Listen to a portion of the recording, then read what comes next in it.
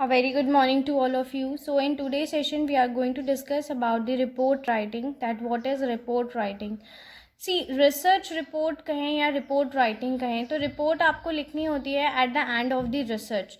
तो रिसर्च में आपकी रिपोर्ट राइटिंग का क्या इंपॉर्टेंट रोल है, रिपोर्ट राइटिंग क्या होती है, वो सारी चीज़ें आज हम डिस्कस करते हैं। So basically research report is a written document containing key aspects of research project. It means that कि आपका ये एक written document होता है जिसमें आपके research project के regarding जितने भी key aspects होते हैं वो सारे यहाँ पे involve होते हैं। यानी कि आपने जो भी research work किया है उसका एक आप written document बनाते हो जिसको हम क्या बोलते हैं, जिसको हम report writing कहते हैं। Okay, the next is research report is a medium to communicate research work with relevant people. It means that आपने जो भी research work किया है वो आप relevant people यानी जिनको उन research work की need है या जिसके साथ आप अपनी information को share करना चाहते हो, जो भी आपने research किया उसकी जितनी भी information है आप उसे communicate करना चाहते हो, तो वो communication किसके थ्रू होता है? वो सारा communication आपकी report के थ्रू होता है। So basically research report क्या होती है? research report एक medium होती है communicate करने का, जो किस चीज़ को communicate करने का, जो भी research वर्क आपने अपनी रिसर्च में किया है। और ये सारा कम्युनिकेशन किन के साथ होता है? ये सारा कम्युनिकेशन रिलेवेंट पीपल के साथ होता है, उन लोगों के साथ होता है जो बेसिकली इस रिसर्च रिपोर्ट से कहीं ना कहीं कनेक्ट होते हैं या जिन लोगों को इस रिसर्च के बारे में हमें इंफॉर्मेशन देनी होती है। ओके, सो बेसिकली अगर हम बात करें रिसर्च रिपोर्ट की तो the research work is not complete until the report has been written. जब तक आप रिपोर्ट नहीं लिख लेते तब तक आपका रिसर्च वर्क कंप्लीट नहीं होता है। At the end of the research her researcher को एक रिसर्च रिपोर्ट लिखनी पड़ती है जिसमें वो अपना पूरा रिसर्च वर्क राइट डाउन करता है।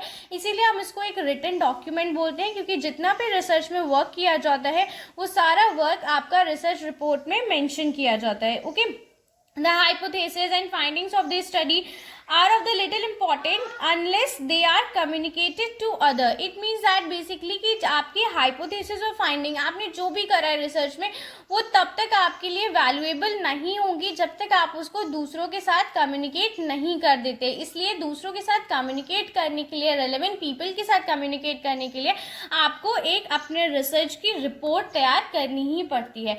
जैसे आप क्लास में एडमिशन लेते हो, ठीक है, तो at the end of the session आपका रिपोर्ट कार्ड आता है। रिपोर्ट कार्ड में क्या लिखा होता है? रिपोर्ट कार्ड में आपकी पूरे एनुअली जो भी आपने एक्टिविटी की है, जो भी आपने मार्क्स अटेन किए हैं, उस सारी चीज़ों की डिटेलिंग होती है, ठीक है, जिससे हमें ये पता चलता है, बेसिकली आपके पेरेंट्स को ये कम्युनिकेट होता है कि आपने पूरे एनुअल में, पूरे ईयर में क्या क्या किया है।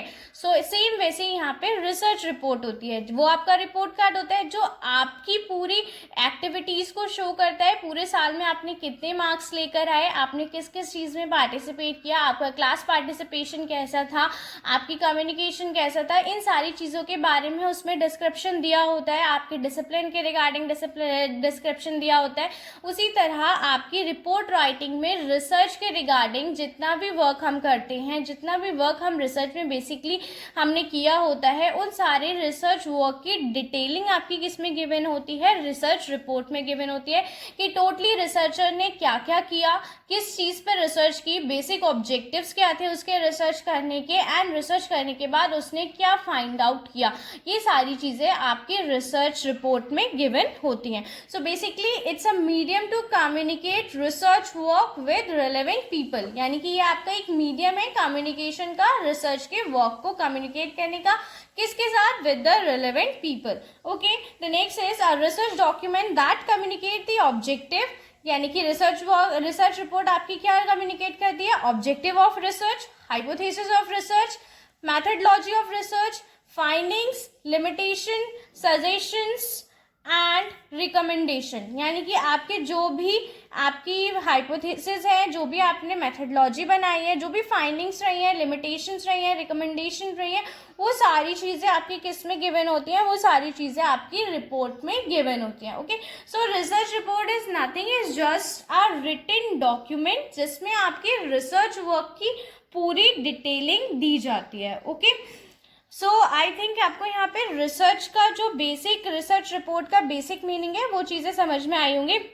रिसर्च रिपोर्ट लिखते वक्त आपके रिसर्चर को बहुत ज़्यादा केयरफुल रहना होता है, जस्ट बिकॉज आपने पूरी रिसर्च की, आप एक अपनी पूरी एक पिक्चर जिसे हम बोलते हैं वो आप वहाँ पे लिख रहे हो कि आपके बेसिक ऑब्जेक्टिव्स क्या थे, आपकी प्रॉब्लम्स क्या थी, आपके सजेशंस क्या निकल के आए उस प्रॉब्लम पे, आपने जो स्टडी किया उसके रिगार्डिंग आपके सजेशंस क्या है, फाइंडिंग्स क्या है, आपने हाइपोथेसिस किस तरीके से किया है, आपका सैंपल साइज क्या था, ये सारी चीज़ों का डिस्क्रिप्शन जो है वो आपका रिसर्च रिपोर्ट में दिया जाता है। सो बेसिकली रिसर्चर जब अपनी पूरी रिसर्च कंडक्ट करा लेता है उसके बाद एक रिटन डॉक्यूमेंट प्रिपेयर करता है जिसको हम बोलते हैं research report. So I hope यहाँ पे आपको रिसर्च रिपोर्ट का मीनिंग समझ में आया होगा। Thank you, have a good day.